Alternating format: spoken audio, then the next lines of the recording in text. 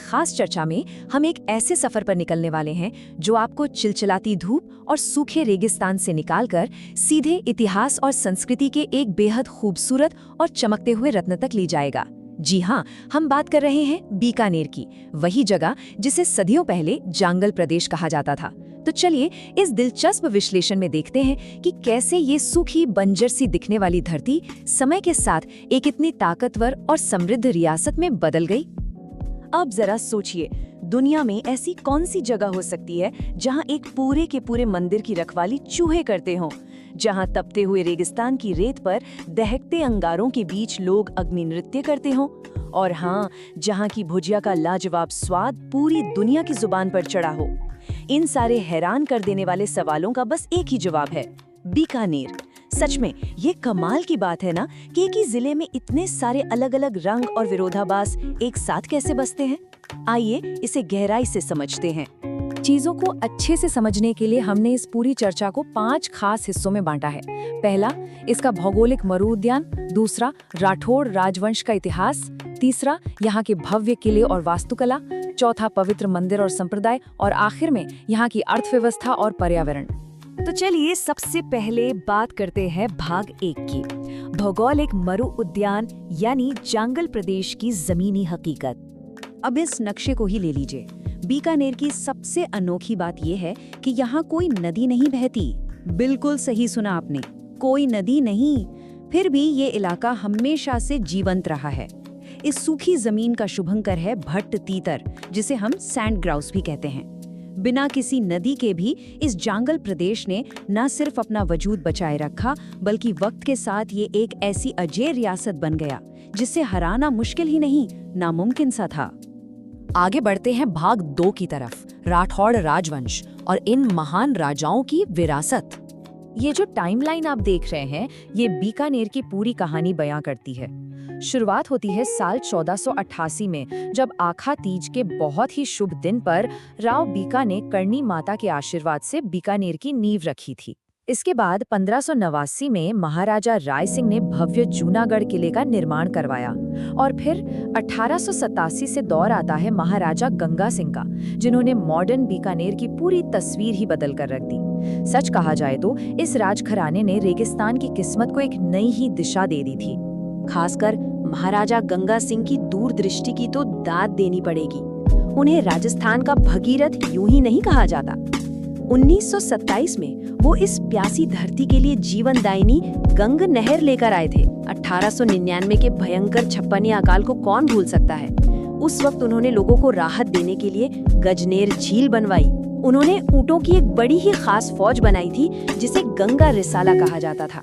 और आपको जानकर हैरानी होगी कि ये सेना चीन युद्ध तक गई थी। इतना ही नहीं, वो भारत के इकलौते ऐसे राजा थे जिन्होंने तीनों गोलमेज सम्मेलनों में हिस्सा लिया और वर्साई की संधि पर दस्तखत किए। उनकी इसी सोच ने बीकानेर को ग्लोबल मैप पर ला खड़ा किया। अब आते हैं भाग 3 पर, यहाँ के किले और वास्तुकला, जिन्हें लोग बड़े प्यार से जमीन का जेवर भी कहते हैं। सबसे पहले बात जूनागढ़ किले की। इसे जमीन का जेवर या चिंतामणि कहा जाता है। इंडो सार्सेनिक शैली में बना ये रेगिस्तानी किला इतना मजबूत और अभेद्य है कि इसे देखते ही इंसान दंग रह जाता है। इसका निर्माण 1589 से 1594 के बीच महाराजा राय सिंह ने अपने बेहद काबिल मंत्री करमचंद की देखरेख में करवाया था। लाल पत्थरों से तराशा गया ये किला सच में अपने आप में कला का एक बेहतरीन नमूना है। और जब आप इस किले के अंदर जाते हैं ना, तो दुनिया और भी अद्भुत हो जाती है। महाराजा अनूप सिंह द्वारा बनवाया गया 33 करोड़ देवी देवताओं का मंदिर यहीं मौजूद है। लेकिन यहाँ जो चीज आपको सबसे ज्यादा हैरान करेगी वो है हैरम्ब गणपति की मूर्ति। जरा कल्पना कीजिए, भगवान गणेश अपने पारंपरिक वाहन चूहे के बजाय एक शेर पर सवार हैं। है ना अद्भुत। इसके अलावा किले के सूरज पोल पर महान योद्धा जयमल और फत्ता की हाथियों पर सवार मूर्तियां लगी हैं, जो बताती है कि यहाँ के शासकों के मन में आध्यात्म और वीरता के लिए कितनी गहरी जगह थी। वास्तुकला के अलावा बीकानेर अपनी बेहद खास चित्रकला के लिए भी मशहूर है। यहाँ उस्ता कला और मथैरण कला का जबरदस्त विकास हुआ। इन कलाकृतियों की एक बहुत ही अनोखी पहचान थी। कलाकार अपने चित्रों पर फारसी भाषा में अपना नाम, अपने पिता का नाम और बाकायदा तारीख लिखते थे। इन शैलियों में आपको घोड़ों और ऊंटों का इतना सजीव और बारीक काम देखने को मिलेगा कि आज भी बड़े बड़े कला प्रेमी इन्हें देखकर बस मंत्रमुग्ध रह जाते हैं। चलिए अब बढ़ते हैं भाग 4 की ओर, पवित्र मंदिर, संप्रदाय और इस जगह की आध्यात्मिक धड़कन। अब एक सवाल उठता है, थार के इस कड़क और मुश्किल रेगिस्तान की आध्यात्मिक विरासत का असली रखवाला आखिर है कौन?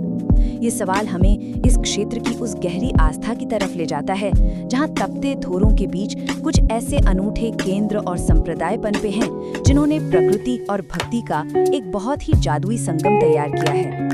तो यहाँ सबसे अहम बात ये है कि बीकानेर की आस्था का सबसे बड़ा केंद्र है बेशनोक का करणी माता मंदिर। साल 1387 में स्वाब गांव में रिद्धिबाई के रूप में जन्मी करणी माता राठौड़ वंश की इष्ट देवी मानी जाती है। आपको पता है, जोधपुर के मशहूर मैरानगढ़ किले की नींव भी किसी और ने नहीं बल्कि खुद करणी माता ने ही रखी थी। और हाँ, ये मंदिर अपने हजारों चूहों के लिए तो पूरी दुनिया में जाना जाता है। इन चूहों को बड़े ही प्यार से काबा कहा जाता है और ऐसी मान्यता है कि अगर आपको सफेद काबा के दर्शन हो जाए तो वो बहुत ही शुभ होता है। इसके साथ ही बीकानेर 2 बहुत ही प्रमुख संप्रदायों का मुख्य केंद्र भी है। ये दोनों ही कड़ी तपस्या और सांस्कृतिक परंपराओं का एक गजब का बैलेंस दिखाते हैं। एक तरफ है बिश्नोई संप्रदाय, जिसकी स्थापना 1485 में जाम्भोजी ने मुकाम में की थी। ये लोग 29 कड़े पर्यावरण नियमों का पालन करते हैं और प्रकृति को बचाने के लिए पूरी दुनिया में मशहूर है। वहीं दूसरी तरफ आता है जसनाथी संप्रदाय, जिनकी प्रधान पीठ कतरियासर में है। ये 36 नियमों का पालन करते हैं और इनका वो अग्नि नृत्य, जिसमें लोग फतेह फतेह का नारा लगाते हुए दहकते अंगारों पर नाचते हैं, यकीन मानिए वो नजारा सच में रोंगटे खड़े कर देने वाला होता है। इस आध्यात्मिक सफर में कोलायत का जिक्र न हो ऐसा तो हो ही नहीं सकता। कोलायत झील रेगिस्तान के बीच एक बेहद ही पवित्र जगह है, जो सांख्य दर्शन के प्रणेता महर्षि कपिल मुनि की तपोभूमि रही है। बिल्कुल पुष्कर की तरह ही यहाँ भी कार्तिक पूर्णिमा के दिन एक बहुत बड़ा मेला लगता है और यहाँ दीपदान की एक बहुत ही सुंदर और पुरानी परंपरा निभाई जाती है। और अब आते हैं हमारी चर्चा के आखिरी हिस्से पर, भाग 5, अर्थव्यवस्था, पर्यावरण और कला के आधुनिक चमत्कार। देखिए, बीकानेर कोई छोटा सा शहर भर नहीं है, बल्कि ये कई महत्वपूर्ण केंद्रों का एक पूरा जाल है, जैसे कि नोखा, लूणकरणसर और देशनोक।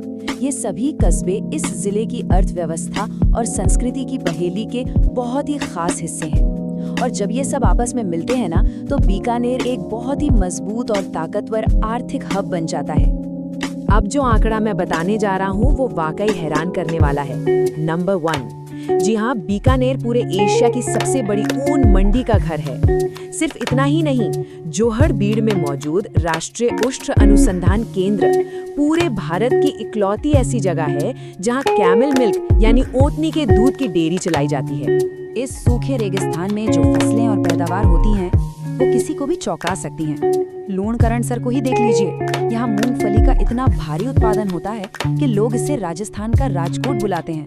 पलाना और बरसिंहसर से हमें वर्ल्ड क्लास लिग्नाइट कोयला मिलता है, जिससे बड़ी बड़ी ताप विद्युत परियोजनाएं चल रही हैं।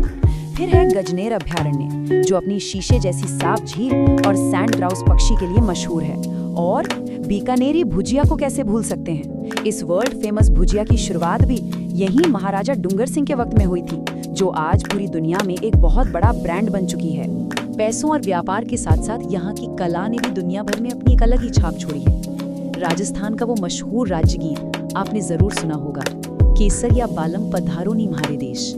इसे बीकानेर की ही रहने वाली और मरु कोकिला के नाम से मशहूर अल्लाह जलाई बाई ने मांड गायकी में बड़ी ही शिद्दत से गाया था। उनकी उस खनकती आवाज ने इस रेगिस्तान की रूह को पूरी दुनिया तक पहुंचाया और इसी के लिए उन्हें 1982 में पद्मश्री से भी नवाजा गया।